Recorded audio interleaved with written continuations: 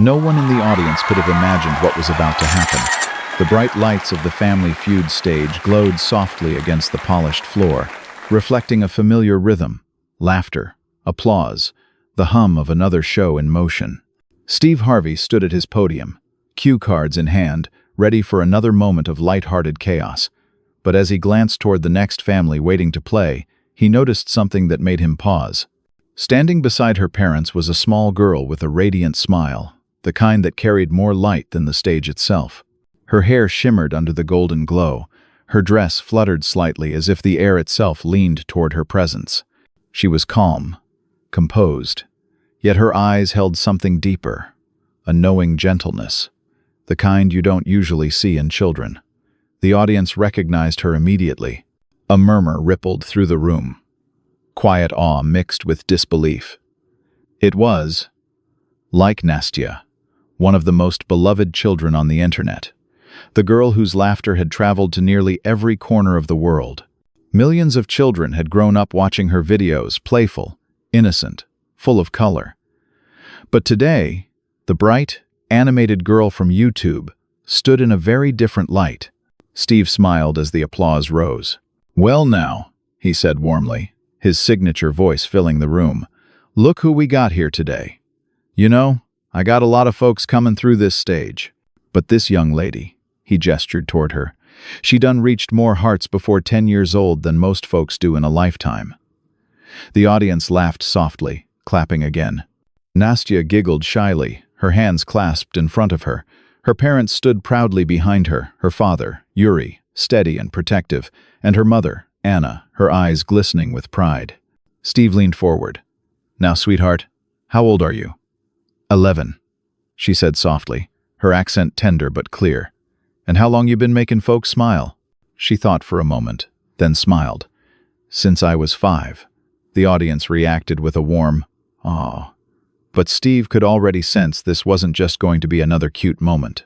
There was something else in the air, something gentle and holy, as if the room was about to remember what kindness really looked like. "So, Nastya," Steve said, lowering his tone, "you've been bringing joy to millions of kids around the world. But I heard something special you did recently that made a lot of grown folks cry." The crowd quieted immediately. Nastya's smile softened, her hands tightening slightly. She glanced at her parents before looking back at Steve. "It was just a letter," she said simply. "A letter?" Steve repeated softly. She nodded. "From a girl in the hospital." The silence that followed was almost reverent. The kind of silence that makes every sound, every breath feel sacred. Steve rested his cue cards on the podium, his eyes fixed on her. "Tell me about that, baby," he said gently. Nastya took a slow breath. Her voice, though young, carried a calm wisdom beyond her years. "She wrote to me," she said, "and said she was very sick. She couldn't go outside anymore. She said she watched my videos to feel happy when her body didn't let her play." A quiet murmur moved through the audience. Some parents in the front row reached for tissues instinctively. "She told me," Nastya continued, "that sometimes when the pain got bad, she'd close her eyes and imagine she was in one of my stories, the ones where everything was bright and full of hope." She smiled faintly. "So I made a video just for her." Steve blinked, stunned. "You made her a video?" Nastya nodded, her voice trembling slightly. "I told her that even if her body was tired, her heart was still strong. I told her that brave doesn't mean running fast or climbing high, it means smiling when you're scared." The crowd fell silent again, that kind of silence that feels heavy with emotion. You could see people swallowing back tears, trying not to break. Steve's voice softened even more. "And what happened then?" Nastya hesitated, eyes glistening. "Her mom wrote to me later. She said her little girl watched that video every day. She said it helped her sleep." Steve's lips parted, but no words came out. He pressed a hand to his chest, blinking rapidly. "Lord, have mercy," he whispered. Nastya's father reached out, resting a hand on her shoulder. "We didn't even plan to share it," he said softly. "It was just meant for that one child. But after she passed away, her mother asked us to keep it online so other children in hospitals could watch it too." The entire audience exhaled a sound between a sigh and a sob. Steve turned away for a moment, his head bowed, his voice breaking. "You see what I mean, y'all?" he said, wiping a tear from his cheek. "This ain't about fame. This right here, this is about purpose." He looked back at Nastya, his expression filled with awe and tenderness. "That little girl's gone now," he said softly, "but because of you, her light's still shinin'. And baby, that's the real reason God gave you a camera." The audience stood, some clapping, others crying openly. Nastya blinked through tears she didn't try to hide. Steve reached out, gently taking her hand in his. "You might be small," he said, "but what you carry, that love, that kindness, it's bigger than this whole stage." For a moment, the Family Feud studio didn't feel like television. It felt like church. And in that silence, that sacred, still, unforgettable silence, a little girl reminded the world that sometimes the smallest voices carry the greatest healing. The studio lights dimmed slightly as the applause faded, leaving only a soft, golden glow that bathed the stage in warmth. Steve Harvey stood motionless for a moment, still holding Nastya's small hand. Around them, the audience wiped away tears, some trying to hide their trembling lips, others openly weeping. It wasn't the kind of sadness that hurt, it was the kind that healed. Steve took a slow breath and looked down at Nastya again. "You know," he said quietly, "most people wait their whole life to find what God put them here to do. But somehow, you found it before you even turned 12. Nastya smiled shyly, her small fingers twisting the edge of her sleeve. "I just like to make people happy," she said softly. Her innocence hung in the air like music. The cameras captured her face, delicate, glowing, with eyes that seemed to see straight into the human heart. "Do you know what that little girl's name was?" Steve asked gently. Nastya nodded. "Her name was Lily." Steve closed his eyes for a moment, whispering, "Lily." He said it like a prayer. The audience erupted in soft applause, a mix of reverence and love. Even the camera operators behind the lens stood still, some quietly dabbing at their eyes. Steve turned to Nastya's parents. "I gotta tell you," he said, his voice breaking into that familiar roughness he used when something hit too deep. "You raised her right. That heart that ain't something you can fake. That's something that comes from home." Her mother, Anna, pressed a hand to her chest, her eyes welling up. "We've always told her that being kind is the most important thing," she said, her accent tender and deliberate. "Fame will fade. Videos will fade. But kindness, it stays forever." Steve nodded, his jaw tightening.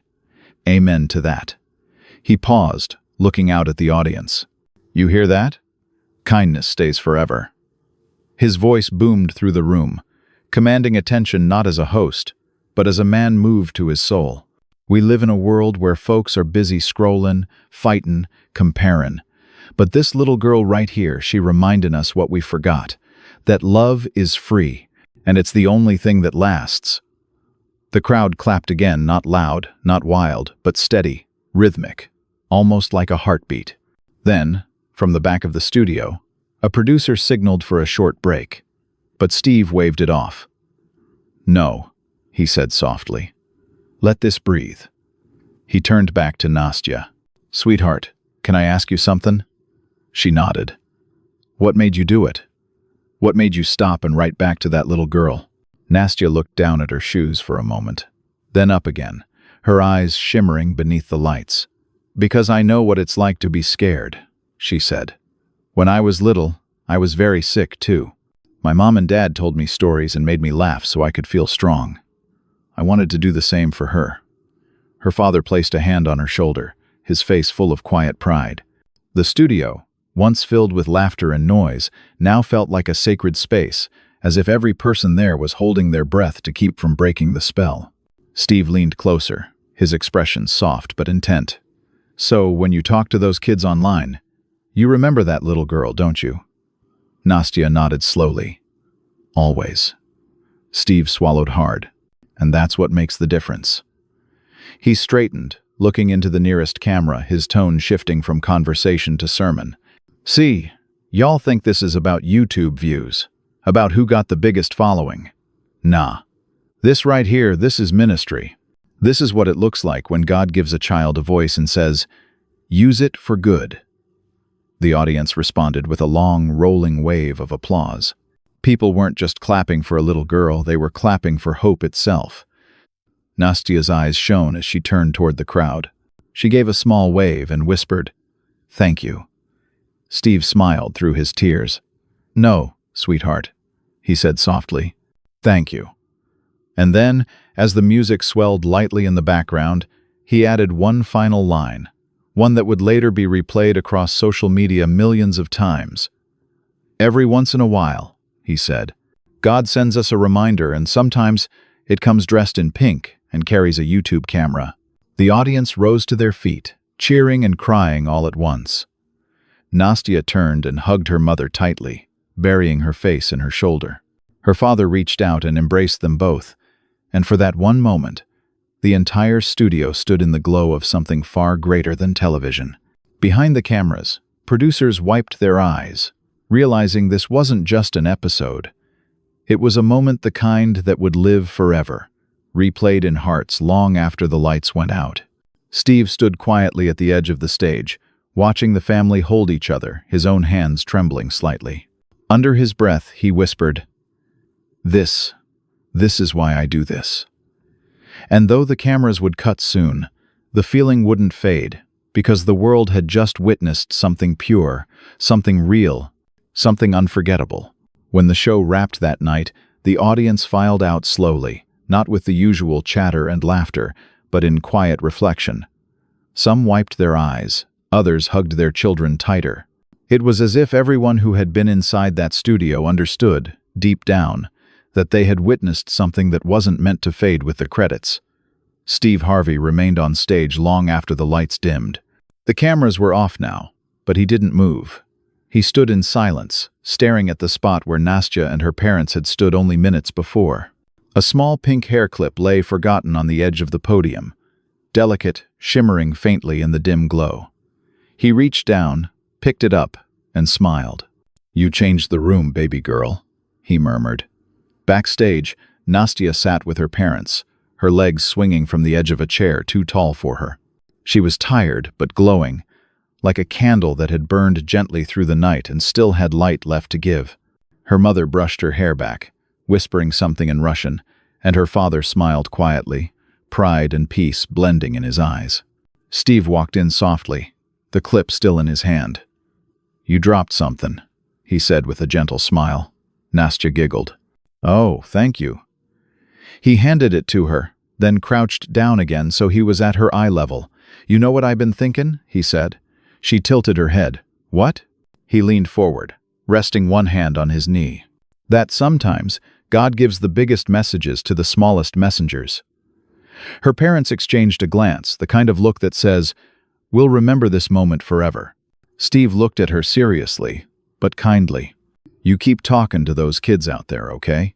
You keep reminding them that they're loved. Don't ever let the world make you forget who you are." Nastya nodded. "I won't." "Good," he said, standing up. "Because this world, it needs you." He turned to her parents then. "And thank y'all," he said, "for raising her the right way. You did something right, I can tell." Her father smiled softly. "We just tell her the truth," he said. "That if she ever has something even a little, she should use it to make someone else's day brighter." Steve looked at him for a long moment, nodding slowly. "That's it right there. That's the whole sermon." The crew members moved quietly around them, packing up cameras and cables, but it felt as if the world had slowed down. In that small corner of the stage, a legend and a little girl shared something far bigger than television, a torch being passed, heart to heart, without words. Then Nastya said something that stopped Steve in his tracks. "Mr. Steve?" "Yeah, sweetheart." She hesitated, then said softly, "Do you think Lily can see me right now?" Steve took a slow breath. The question hung in the air, fragile, eternal. "I do," he said finally. His voice was steady but thick with emotion. "I think she sees you every time you make somebody smile, every time you tell a kid they're brave, every time you remind somebody that they're not alone. That's her way of saying, 'I'm still here.'" Nastya's eyes glistened. "Then I'll keep doing it," she whispered. Steve smiled. "I know you will." He gently tapped her shoulder, then turned toward the studio exit, walking slowly through the dim light. As he passed the empty audience seats, he glanced up toward the rafters, where the spotlights hung quiet and still. "You see that, Lord?" he said, under his breath, smiling softly. "That's what grace looks like." Outside, the night air was cool against his face. He stood by the studio doors for a while, looking up at the sky, the city lights flickering like distant stars.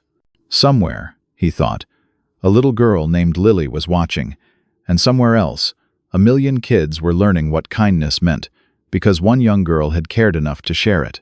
Weeks later, the episode aired. Within hours, clips of the moment spread across the internet. The comment sections overflowed with words like, "Faith in humanity restored," "She's a light in this world," and "Thank you, Steve, for showing us real love again." But the most powerful message came from a hospital in Texas. A nurse posted a video of a little boy watching Nastya's clip from his hospital bed. He was smiling weakly, holding a small note that read, "If Lily could smile, I can too." The video went viral not because of fancy editing, but because it was pure, real, human. When Steve saw it, he didn't make a statement or post a reaction. He just closed his eyes and whispered, "And the chain continues." He knew what it meant. The love Nastya gave had traveled farther than anyone could see, from a studio in Atlanta, to a little girl in heaven, to a hospital room miles away. That's what kindness does. It never ends. It just changes hands. And so, when the lights of the Family Feud stage turned on again for the next taping, Steve stood there for a moment longer before walking out. He looked at the camera, his hand pressed against his chest, and smiled. Because he knew sometimes, television doesn't just entertain, it heals.